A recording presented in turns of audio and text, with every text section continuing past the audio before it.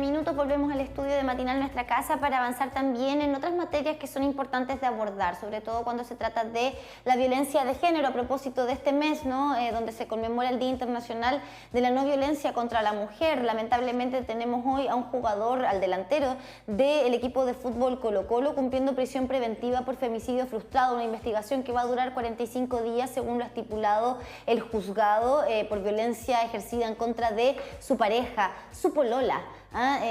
Ellos no están casados, sino que son parejas, son novios, son pololos, y claramente que nos invita a hablar de la violencia en el pololeo, junto a nuestra psicóloga Daniela Alviara, a quien le damos la bienvenida, para poder abordar esto desde la vereda psicológica. Yo creo que es importante, Dani, hacerlo desde las dos perspectivas, pero ya vamos a ahondar en eso. ¿Cómo estás? Bienvenida. Hola, muy buenos días, Camila, Luis, yo estoy muy bien. ¿Ustedes cómo están? Bien, bien, preocupados obviamente por esta situación, pero también ocupados a través de poder contactarte y abordar esta temática. Yo sé que muchas personas obviamente van a poner mucha atención o porque ellos están viviendo una etapa de relación complicada o tienen hijos o nietos a lo mejor que están ahí comenzando con un pololeo, pero me parece interesante lo que pasó desde la justicia finalmente, porque esta segunda instancia. Y en segunda instancia esta persona quedó en prisión preventiva. En primera instancia fue pagó una multa, además también con prohibición de acercarse a la víctima y además con el compromiso de, obviamente, no tener ningún tipo de situación vinculada también a este tipo de violencia finalmente, lo que no se concretó y es por eso que se concreta la prisión preventiva. Lo que muchos dirán en casa o muchos sentirán y que han sido lamentablemente testigos de mujeres que han fallecido, ¿por qué no a esa persona también le dieron prisión preventiva? Y si no, me hubiese evitado que a lo mejor hubiese matado a alguna de las mujeres que hoy día lamentablemente han perdido la vida. Pero ¿qué pasa en una relación así, donde se vuelve a reiterar precisamente un hecho de violencia? Y bueno, en realidad esta es una temática muy profunda y compleja, ya que tenemos que abordarla desde distintas directrices y puntos de vista. Bueno, hay que entender que siempre la violencia de género en el contexto de pareja parte desde una escalada de violencia. Esto quiere decir que vamos a ir observando pequeñas señales que la idea es que podamos prestar alerta, como darle el poder que tienen, ¿ya? En el fondo muchas veces partimos con algunos indicadores de violencia más psicológica, que poco a poco pueden ir escalando a algo más en torno a la violencia física, violencia económica, violencia sexual. Pero el punto es que siempre se va partiendo de forma gradual, y esa gradualidad también es lo que te va envolviendo poco a poco. Sí, Daniela, yo creo que ahí es interesante lo que mencionábamos hace un ratito, verlo desde las dos veredas, acá en una relación de pareja, y como dice el dicho, para bailar el tango se necesitan dos. Este es un pololeo, ¿cierto?, de dos personas jóvenes además, que llega a este punto de violencia.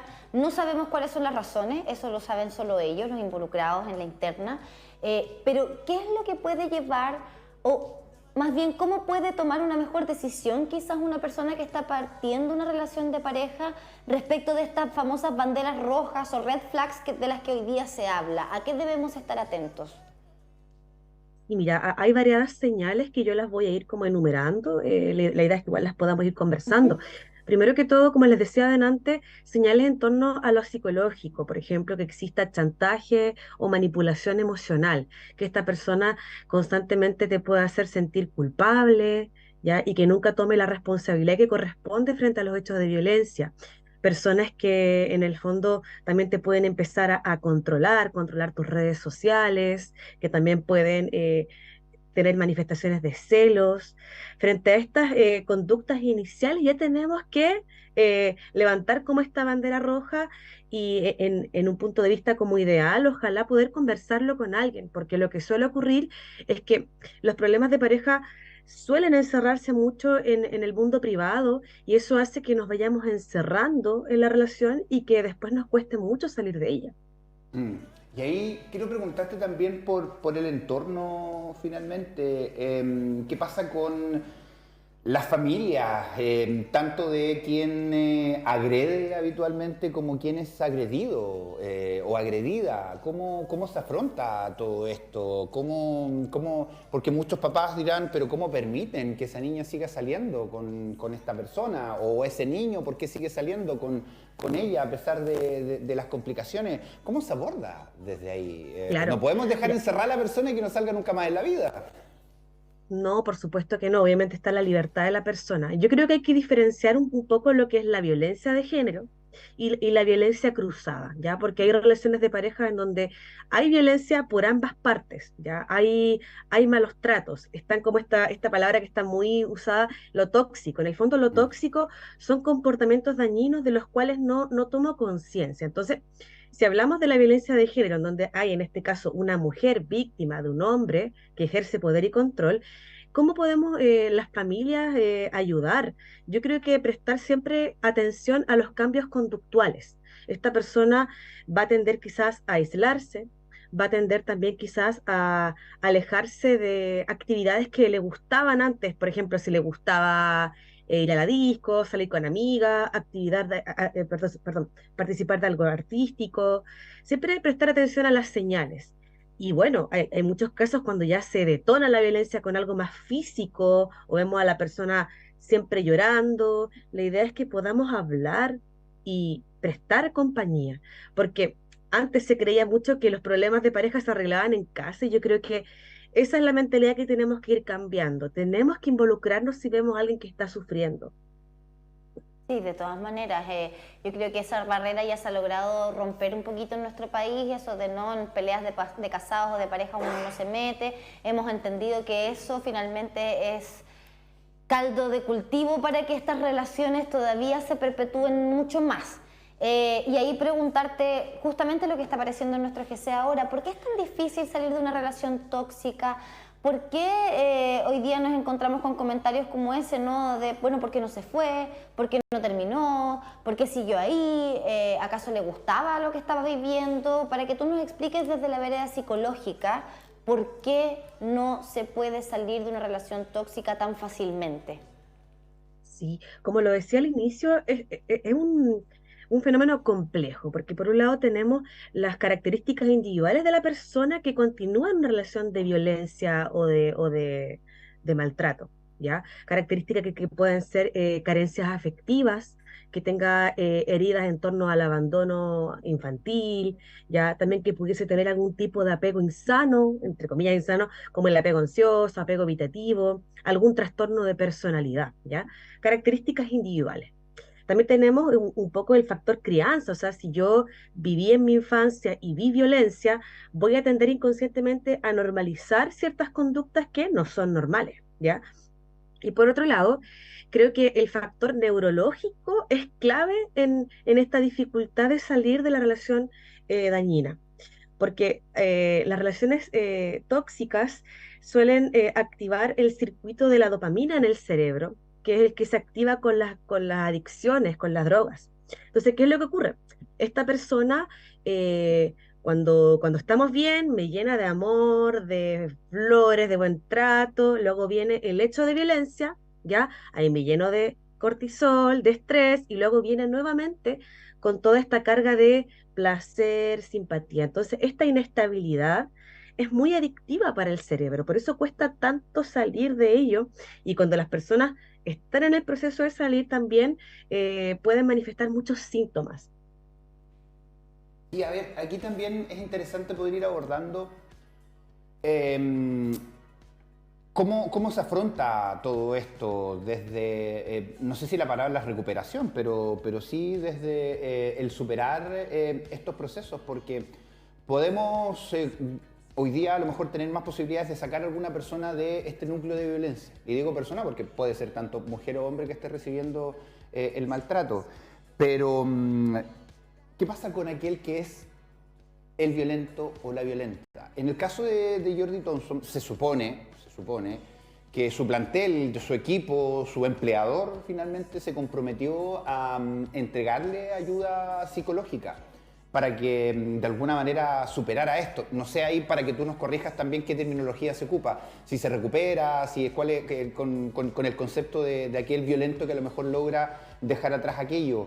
¿Se puede en nuestro Claro. país? ¿Qué pasa con esa persona violenta? Porque vuelvo a insistir, podemos lograr sacar a la persona violentada, recuperarla, darle los espacios, que retome su vida, pero esa persona que es violenta lo va a hacer con una próxima pareja igual, porque él no se ha recuperado, el foco no está puesto ahí. ¿Qué pasa con eso?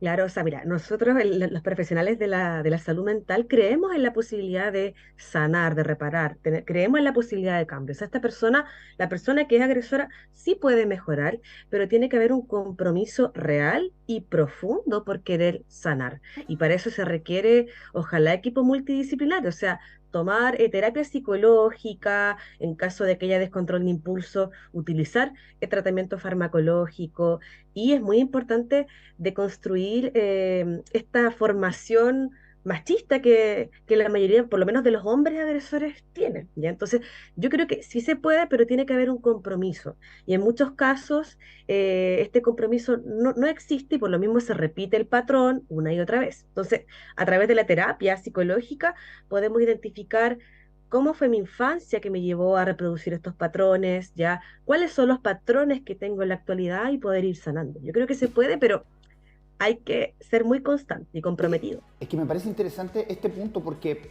incluso la justicia, en este caso de Jordi Thompson, entiendo que lo envió a hacer alguna terapia de control de impulso, no sé, pero lo mandó de alguna manera dentro de la sentencia en el fondo. Lo que al parecer no se cumplió, y ahí te hablo de lo grave de todo esto, porque tal vez a muchas personas en la primera audiencia que llegan, ok, se determina, ok, esta persona es culpable, aléjese de esta persona, vaya a tomar clases con un psicólogo o vaya a hacer alguna terapia, pero vemos muchas veces que eso se vuelve a reiterar y lamentablemente con consecuencias de muerte. Esto es parte de una investigación, hay una denuncia por parte de una persona que obviamente acusa agresión. Pero, ¿qué hubiese pasado en el caso de que esta segunda agresión, o lo pongo en general, una segunda agresión termine en un resultado de muerte? ¿Qué pasa con este proceso finalmente?